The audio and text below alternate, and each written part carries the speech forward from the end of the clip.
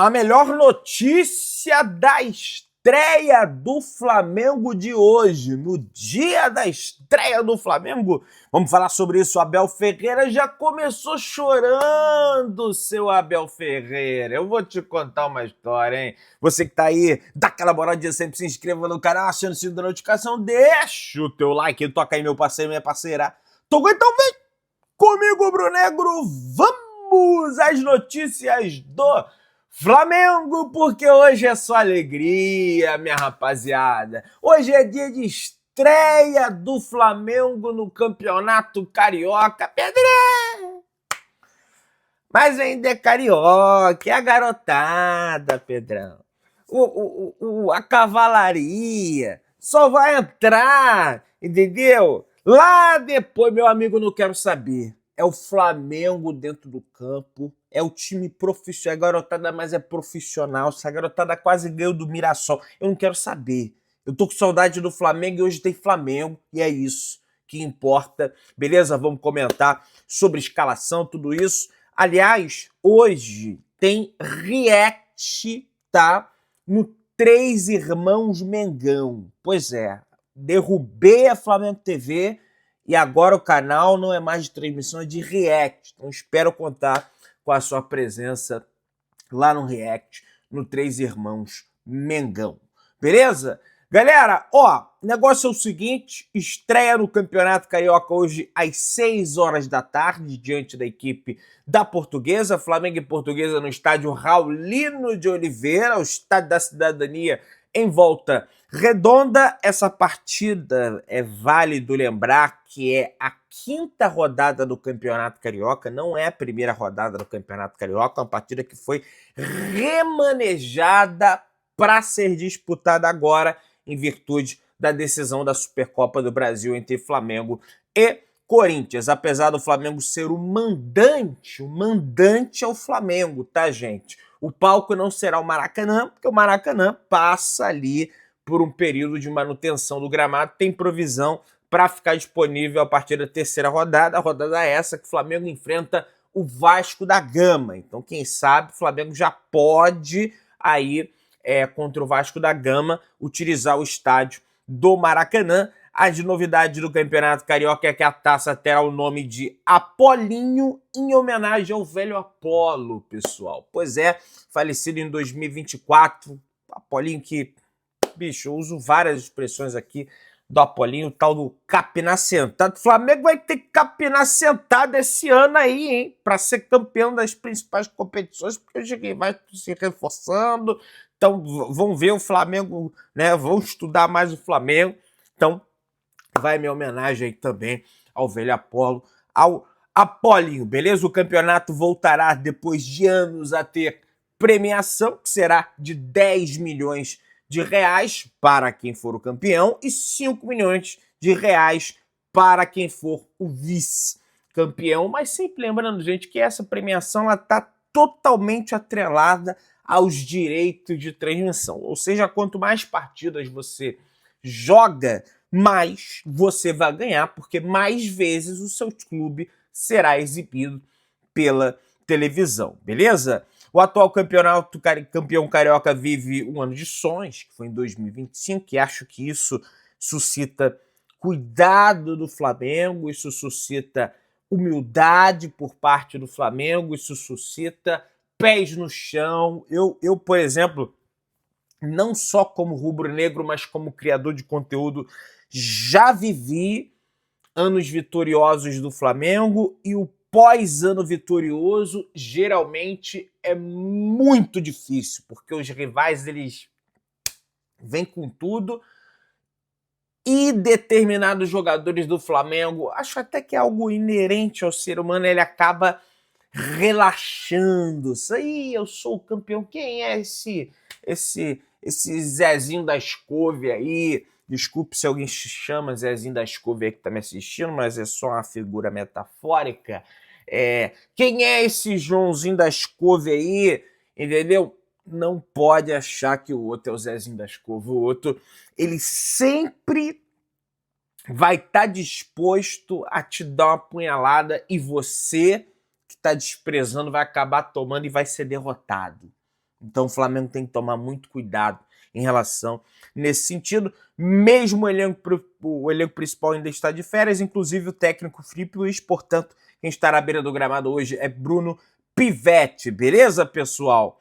E aí, o Flamengo tem um time hoje formado na sua totalidade por garotos das categorias de base, tá? São 24 garotos relacionados. Todos os jogadores que estão envolvidos na partida de hoje são da categoria de base do Flamengo, não tem nenhum que não seja da categoria de base do Flamengo, incluindo o Alacian, que se representou antes ao elenco do Flamengo. O jovem voltou de férias na semana passada para treinar com o grupo e deve ser titular hoje. Nesse domingo, a tendência é que a base do time seja o que empatou em 3-3 contra a equipe do Mirassol na última rodada pelo Campeonato Brasileiro. Portanto, é um time forte, é um time de garotos, é um time sub-20, mas é um time forte, tá? E com um bom treinador, que vem fazendo um bom trabalho, que é o caso do Bruno Pivetti. O Flamengo vai a campo com Léo Nanete, naquela oportunidade contra o Mirassol, que foi 3-3, era o Diogo Alves, né? Mas o Diogo Alves tá de férias ainda, porque ele foi para o Mundial de Clubes. Na lateral direita, Daniel Salles, bom lateral de olho dele. Na zaga, João Vitor e Iago. Desejo aí a melhora do João Vitor, que deve ser vendido aí, segundo o José Bota. Ele próprio já falou a possibilidade disso numa entrevista ao canal português. Iago dispensa apresentações. Johnny, que é bom lateral também. Pablo Lúcio, bom volante, tá? Muito bom volante. Bruno Xavier, Guilherme, bom meia. Joshua, bom atacante. Douglas Telles, de olho nele. Fez um lindo gol contra o Mirassol, fez gol contra o Sport no ano passado também. Quando entrou, teve a oportunidade de entrar no time principal do Flamengo. E o Alaciano, que para mim é bom jogador. E tem que ter paciência. Pô, Pedrão, do jeito que você falou aí, nós estamos diante da geração de 1981, do Flamengo, só que não revelada ainda. Não. Também não é por aí. Mas acho que o Flamengo tem bons valores aqui nesse time para vencer e somar os 3 pontos diante da equipe da Portuguesa, o que vai ser de sua importância, porque quanto mais cedo o Flamengo garante a classificação, enquanto mais esses garotos eles conseguirem deixar o Flamengo numa posição boa, menos o Flamengo, os principais do Flamengo terão se preocupar em voltar antes. E isso ajuda o Flamengo a se preparar mais pro pega pra capá, que é Supercopa, que é Recopa, decisão do Carioca, é Campeonato Brasileiro, que é daqui a pouco, daqui a pouquinho, daqui a 17 dias já tem jogo do Flamengo pelo Campeonato Brasileiro, 2 semanas e pouquinho. O Rian Roberto segue fora em função de uma lesão, ele está lesionado, então não joga a partida de hoje diante da equipe da Portuguesa, que conta com Douglas Borges, Luiz Gustavo, Jadson, Lucas Costa, Moretti, Henrique Rocha, William Gutenberg, Anderson Rosa, Guilherme Mendes e Elber. O Elber, tá? Essa é a escalação. Quem apita é Pierre Dias dos Santos. Não conheço, espero que seja um bom árbitro. O que me irrita no Campeonato Carioca e no Campeonato Brasileiro, e que a gente vai voltar a ver isso, é o excesso de falta. Isso aí realmente atrapalha, deixa o jogo chato pra caramba. Vamos ver, né, se a arbitragem melhora para esse ano, que eu pouco acredito, mas vou torcer realmente para quem melhora. E ó, pro jogo diante da equipe do Bangu, a carga de ingressos já foi esgotada para o estádio Moça Bonita. Partida essa vai acontecer à noite, tá? E a carga de ingressos já está zerada, beleza? Alexandro é outro também que já voltou aos treinamentos antes de se apresentar ao Flamengo, mas naturalmente não vai fazer parte desse time de garotos, vai fazer parte do time, né, profissional do Mengão, beleza? Ó, Flamengo Eric Pulgar estreou com... estreou não. jogou com a camisa do Flamengo lá no Chile. Isso aí repercutiu bastante, principalmente na torcida do Palmeiras, com uma camisa escrita "Ninguém morre nos devendo", que virou um verdadeiro mantra aí na torcida rubro-negra, sendo repetido de forma incessante, em alusão à derrota para a equipe do Palmeiras e à entregada de paçoca do Andrés Pereira. E o torcedor do Palmeiras já está chorando e prometendo vingança para cima do Flamengo, em função dessa frase aí que está sendo repetida e coisa e tal. Meu amigo, pode ver. O Flamengo tem que pensar nele, né? E tomar cuidado com a soberba. Eu sei que é um clichê, mas a soberba precede a queda. Não pode achar que é o melhor do mundo, que vai ganhar. Tem que trabalhar. Se não trabalhar, nós estamos ferrados, tá? Pessoal, o jornalista Mauro César Pereira, em contato com duas fontes importantes do Flamengo, diz que o Flamengo negou o interesse na contratação do meio-campista corintiano Breno Bidon. Segundo ele, as duas fontes importantes do clube desmentiram qualquer proposta ou então até mesmo o plano de contratar o jogador. A informação inicialmente foi dada pela Rádio Itatiaia, que também é um veículo confiável, e o Flamengo, como instituição, quer ter um novo volante ali para a posição do Alan, que deve deixar naturalmente o Flamengo rumo à equipe do São Paulo, e um dos nomes que mais aparece é o do Breno Bidon e o do Marcos Antônio. Do Marcos Antônio, de fato, a diretoria rubro-negra não nega interesse, e eu fico feliz por isso, porque o Bidon, gente, é um grandíssimo jogador, tem um potencial, assim, muito grande, mas acho o Marcos Antônio mais preparado. Acho que o Marcos Antônio, acho que ele é um pouquinho mais velho que o Bidon, mas não muito, tá? O Marcos Antônio, ele tem mais repertório, sabe? Ele desarma, ele arma. O Bidon é muito mais para saída de bola. Ele é muito bom nisso. Agora, para marcação, para embate físico, acho que ele ainda deixa um pouco a desejar. Vai evoluir nisso, não tenho a menor dúvida.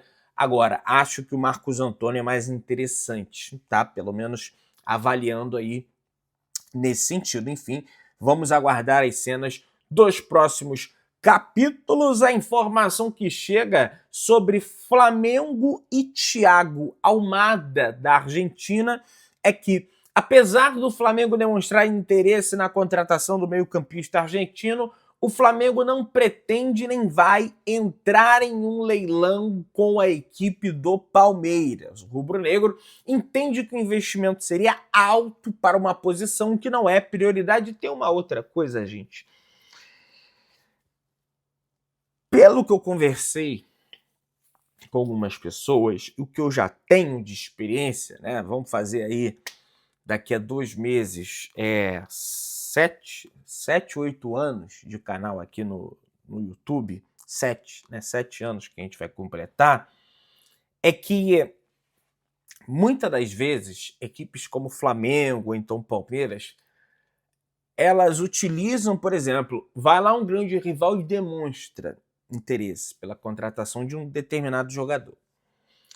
Daí o rival desse time vai lá e demonstra interesse. Muitas das vezes esse rival ele nem tem a intenção mesmo de contratar. Muitas das vezes esse rival ele demonstra esse interesse justamente para o jogador ficar mais caro.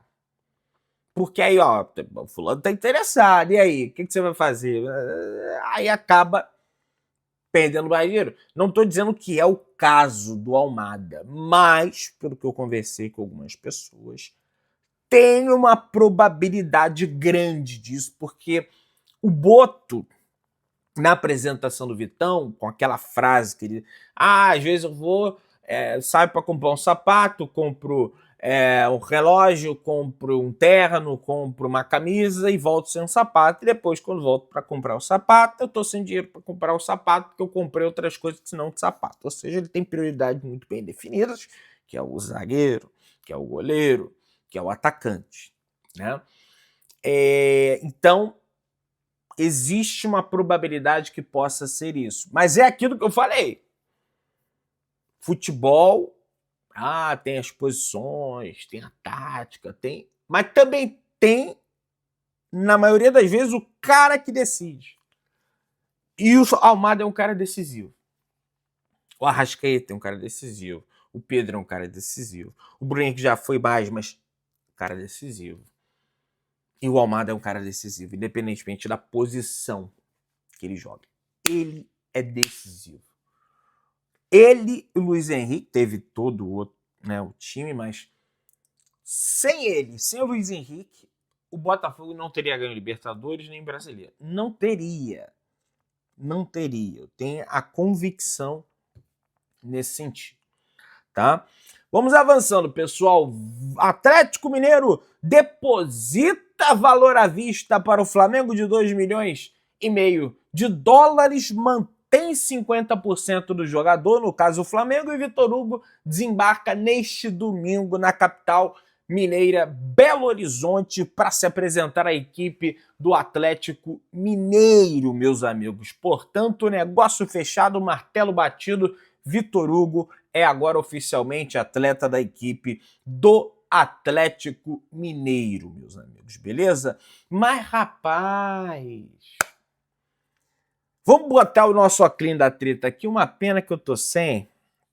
Finge que é o óculos da treta. Vamos botar aqui.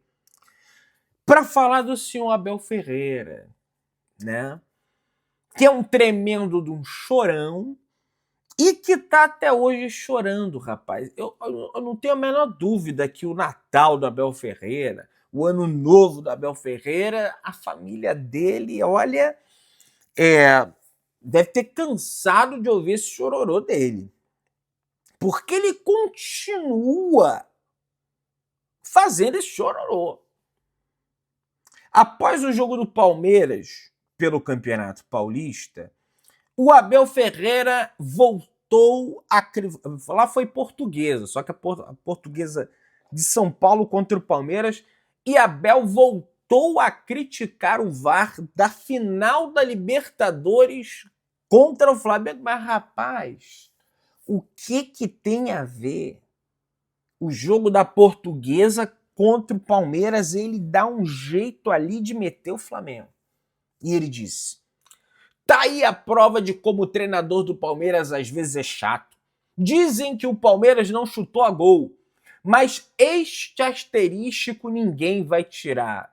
Seu Abel Ferreira, isso por acaso é um recado a Leila Pereira, presidente do Palmeiras? Porque, pelo que eu assisti daquela série linda, maravilhosa, chamado Acesso Total, né? Quem diz que o Palmeiras não chutou a gol não são apenas os apps de estatística futebolística. Não são apenas os torcedores do Flamengo tirando onda com a cara de palmeirense. Quem diz que a incompetência foi do Palmeiras e que o Palmeiras não chutou a gol é a sua presidente, a Leila Pereira. Inclusive, ela fala: mas que o jogador A tinha que ter sido expulso e coisa e tal. Não quero saber. Nós fomos incompetentes. Nós não dá um chute a gol. Ela falou isso, Abel Ferreira. E o que me parece é que você está mandando uma indireta aí para ela. Olha, eu plantando já a sementinha do caos. Rapaz, Abel Ferreira, toma cuidado, hein? A dona Leila é brava, hein? Se inscreva no canal, acione o sino da notificação, deixa o teu like, tamo juntão, deixa o teu palpite nos comentários. Saudações rubro-negras.